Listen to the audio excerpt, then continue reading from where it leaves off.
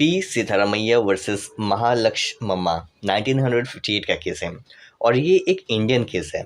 Law of torts का case है और जिस टॉपिक से डील करता है वो है damnum sine injuria. Damnum sine injuria का मीनिंग हुआ कि डैमेज हुआ लेकिन कोई भी लीगल राइट का वायलेशन नहीं हुआ। ठीक है, और ऐसे सिचुएशन में जो डिफेंडेंट होगा वो लायबल नहीं होगा। और ये जो मैक्सिम है डैमनम साइन इंजूरिया, ये अप्लाइड हुआ था इस केस में आंध्र प्रदेश हाई कोर्ट के द्वारा। आइए फैक्ट देखते हैं क्या है।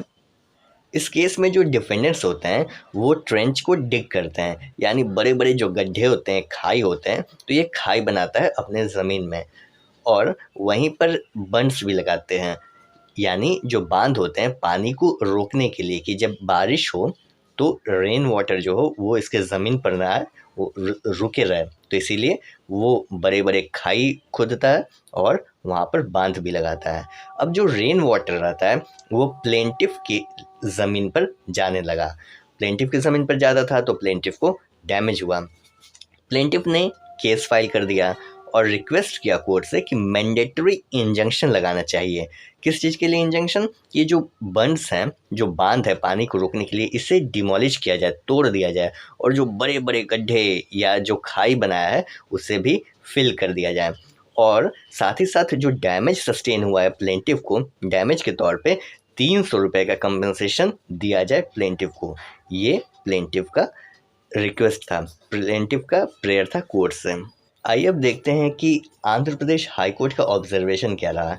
आंध्र प्रदेश हाई कोर्ट ने कहा कि लैंड के जो ओनर होते हैं, ज़मीन के जो मालिक होते हैं, उनके पास पूरा राइट होता है कि उस ज़मीन को प्रोटेक्ट करने के लिए उसे घेर सकते हैं, खाई बना सकते हैं, मतलब जिस तरह से भी उस ज़मीन को प्रोटेक्ट कर सकते हैं ताकि उस ज़मीन पर जो रिवर के फ्लो से, रिवर के वाटर से जो डैमेज हो रहा है वो डैमेज ना हो, उसके लिए वो फेंस कर सकते हैं, घेर सकते हैं।